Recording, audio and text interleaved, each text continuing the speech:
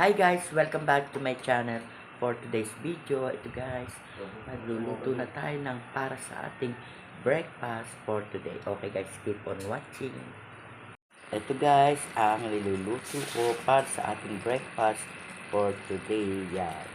Meron tayo ditong pinapry na langganisa.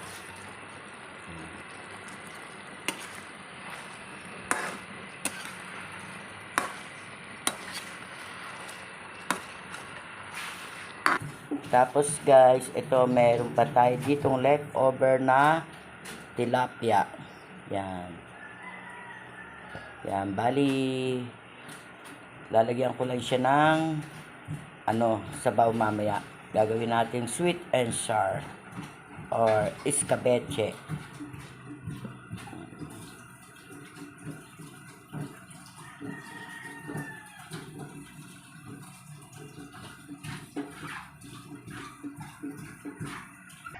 Ito na guys, ang finished product ng ating trinay na langganisa. Ready to serve na para sa aming breakfast for today. Wow! Yummy!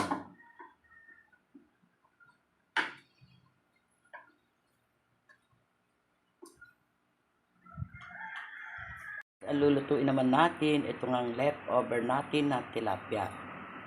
Yan. Wait lang natin na uminit yung oil para makapagsimula na rin tayo mag-isa. Yan, mainit na yung oil kaya let's start. Una nating igisa ay ginger. Yan.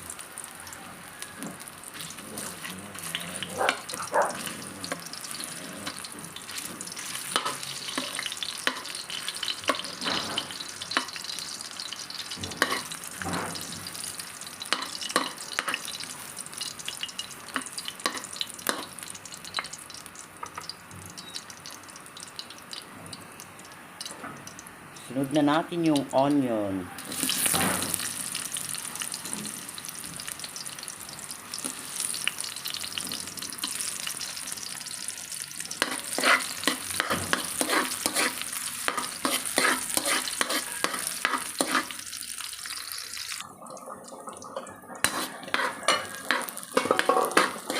Yan. Sunod na rin natin itong garlic.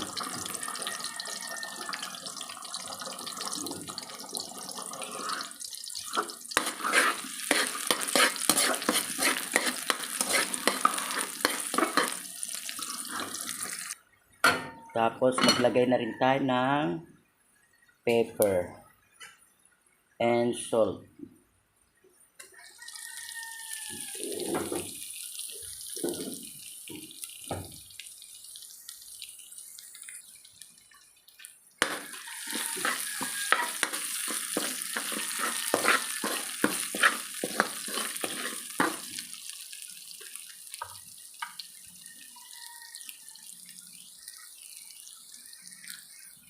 And then, maglagay tayo ng vinegar.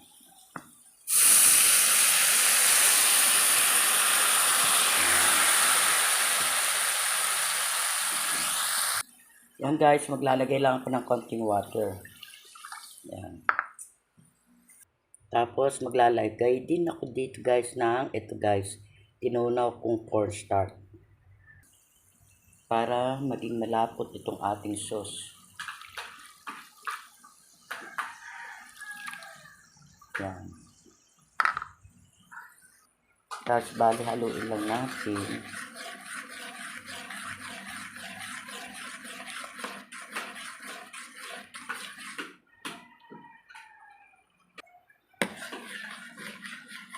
Yan, nag-add pa ako ng konting water.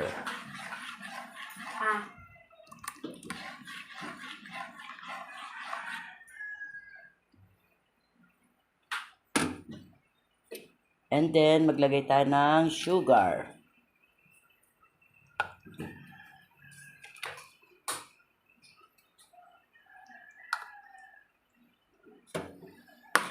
Yan. Mix lang natin.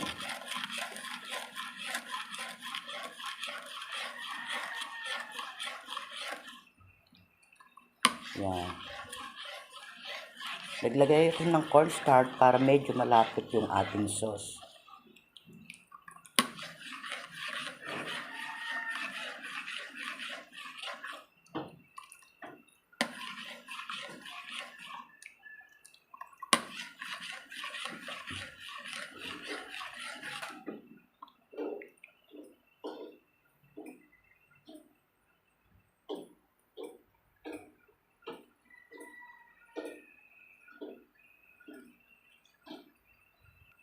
And then, maglalagay rin ako ng 3 siling verde. Yan.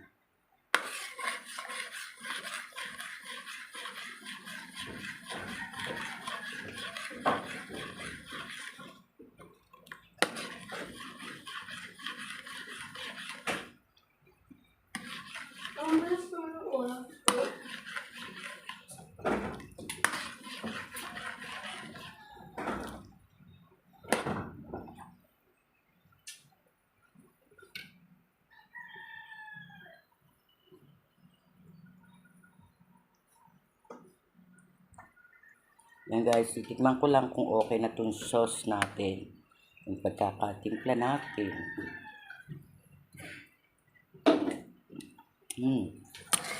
Sakto lang guys. Yummy.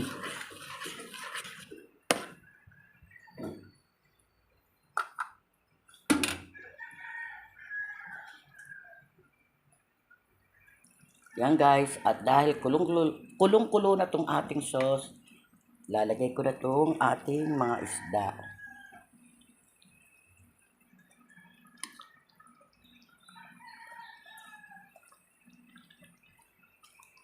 Yan. Yan, lagyan lang natin ng sauce sa ibabaw yung ating isda. Yan. Wow. Napakasarap na nito guys. O diba? Pag may mga natira kayong ulam na pinirito lang para hindi nyo naman kasawaan uling ulamin, lagyan lang natin siya ng sauce, diba? Katulad nitong ginawa natin dito sa ating tilapia. Yan.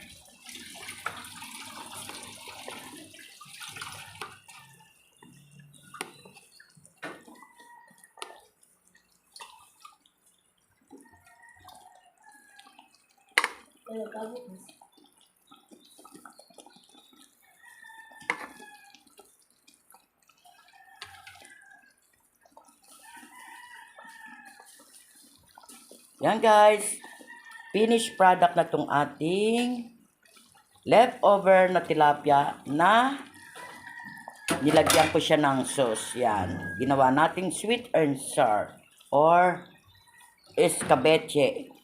Ready to serve na rin to para sa ating breakfast for today. Wow, yummy.